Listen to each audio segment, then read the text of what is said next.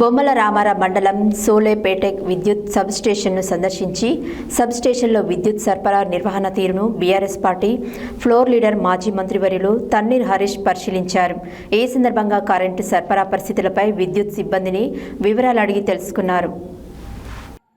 అనంతరం BRS party floor leader మాజీ మంత్రివర్యులు తన్నీర్ హరీష్ మీడియాతో మాట్లాడుతూ రాష్ట్రంలో కాంగ్రెస్ ప్రభుత్వం సాగునీరు, తాగునీరు, విద్యుత్ సరఫరాలో పూర్తిగా ఫెయిల్ అయిపోయింది. కేసీఆర్ ప్రభుత్వం ప్రతిరోజు రైతులకు అంతరాయం లేకుండా 24 గంటల విద్యుత్, ఇంటింటికి తాగునీరు, పొలాలకు సాగునీరు అందించి బొమ్మల రామారంలో చనిపోయిన మా పార్టీ కార్యకర్తను పరామర్శించడానికి వస్తే ఇక్కడి మహిళలు 2 రోజులకు ఒకసారి నల్ల నీళ్లు వస్తున్నాయని తమ బాధలు చెప్పుకుంటున్నారు. కట్టిన ఇల్లు పెట్టిన పొయ్యిలాగా కేసీఆర్ మిషన్ భగీరథ ద్వారా 5 ఏళ్ల పాటు రాష్ట్రమంతా నీళ్లు ఇస్తే ఉన్న వ్యవస్థను నడపడం కూడా కాంగ్రెస్ ప్రభుత్వానికి చేతగావడం లేదు. మిషన్ భగీరథను సరిగ్గా నడిపితే ఆ పేరు బీఆర్ఎస్ పార్టీకి, కేసీఆర్కు వస్తుందనే అకస్తోనే కావాలని నీళ్లు ఇవ్వడం లేదా? సంగారెడ్డి, నారాయణఖేడ్, ఆందోళ్, జహీరాబాద్, కామారెడ్డి, యాదాద్రి, నల్గొండ, మహబూబ్ నగర్ ఇలా రాష్ట్ర వ్యాప్తంగా అనేక జిల్లాలలో ప్రజలు తాగునీటి కోసం తీవ్ర ఇబ్బందులు పడుతున్నారు.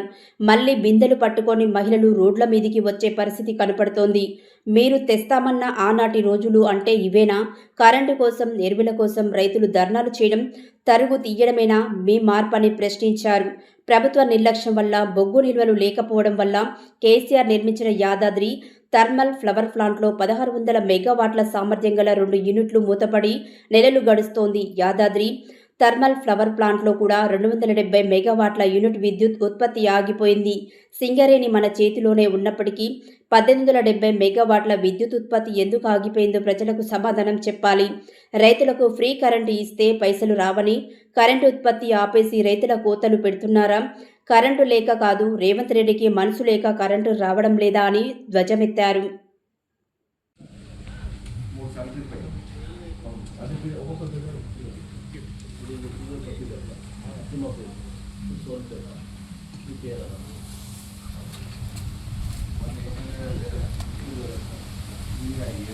ఇక్కడ ఒక్కరు రావట్లేదు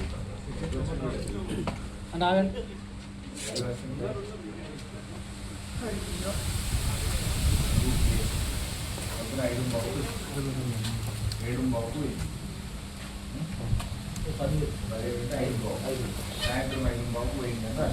ఈరోజు విజిట్ చేయడం జరిగింది.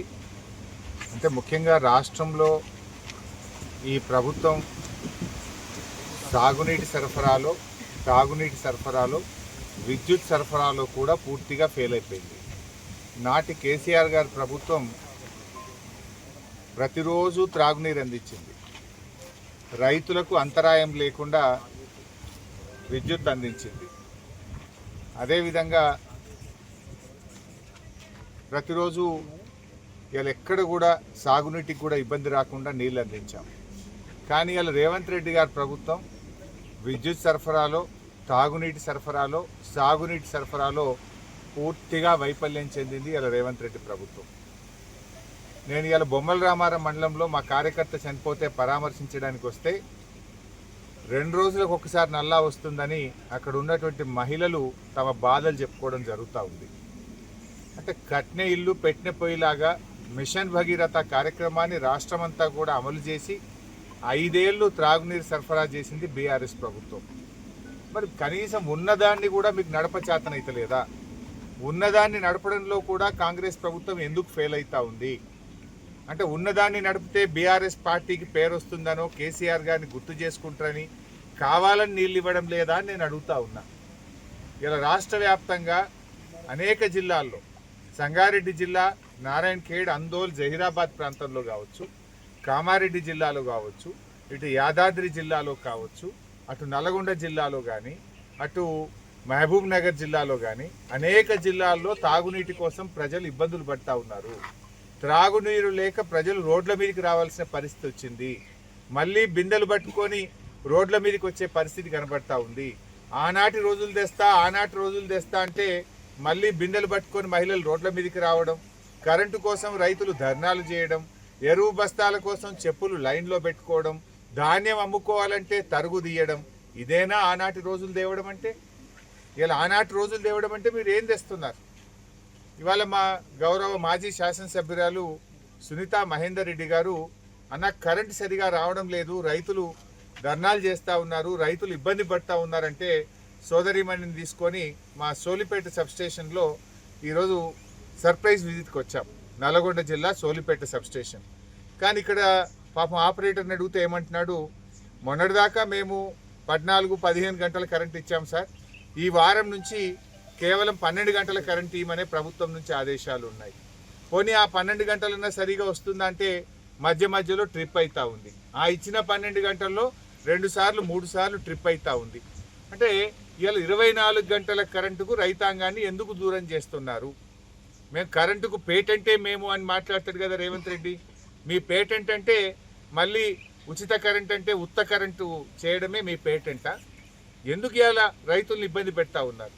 నారుమల్లు పోసుకునే సమయంలో, నార్లు నాటుకునేటువంటి సమయంలో నీళ్లు బాగా అవసరం ఉంటాయి పొలాలకు. ఈ టైంలో మీరు ఇవ్వకపోవడం వల్ల రాష్ట్ర వ్యాప్తంగా కూడా సబ్స్టేషన్ల ముందు ఈరోజు ధర్నాలు జరుగుతూ ఉన్నాయి. నల్గొండ జిల్లా మంత్రి కోమటిరెడ్డి వెంకటరెడ్డి గారి నియోజకవర్గం తిప్పర్తి మండలంలో ఇండ్లూరు సబ్స్టేషన్ ముందు రైతులు ధర్నా చేస్తూ ఉన్నారు. జగిత్యాల జిల్లాలో ఐలాపూర్ సబ్స్టేషన్ ముందు రైతులు మాకు కరెంట్ వస్తలేదు అని ధర్నా చేస్తూ ఉన్నారు.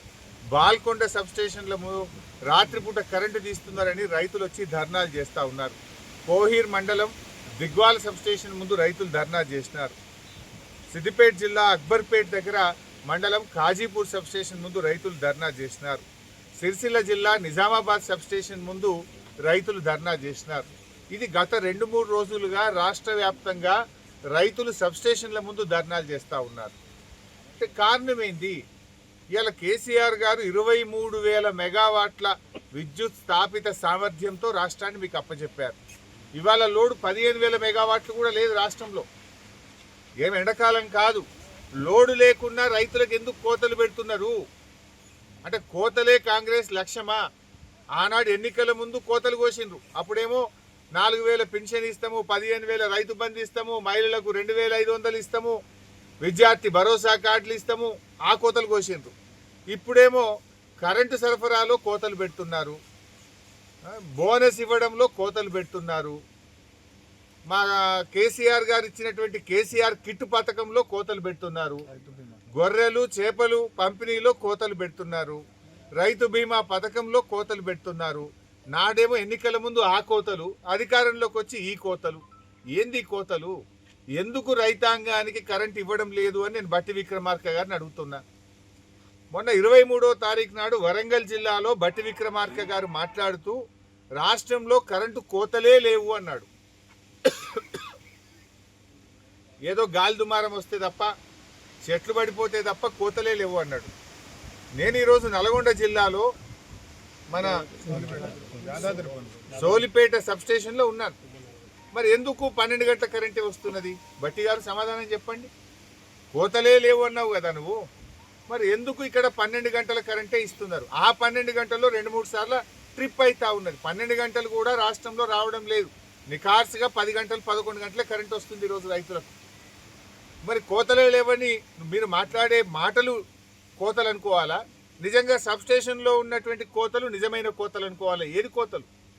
మీ మాటలు కోటలు దాటుతున్నాయి, మీ పనులు దాటడం లేదు, మీ పనులు గడప దాటడం లేదు, సబ్స్టేషన్లో కరెంట్ రావడం లేదు. నిజంగా మీరు 24 గంటల కరెంట్ ఇస్తే, కడుపు నిండా కరెంట్ ఇస్తే రైతులు ఎందుకు సబ్స్టేషన్ల ముందు వచ్చి ధర్నాలు చేస్తున్నారని చెప్పి నేను ప్రభుత్వాన్ని అడుగుతా ఉన్నా. బట్టి గారు, ఇవాళ రాష్ట్రంలో మీ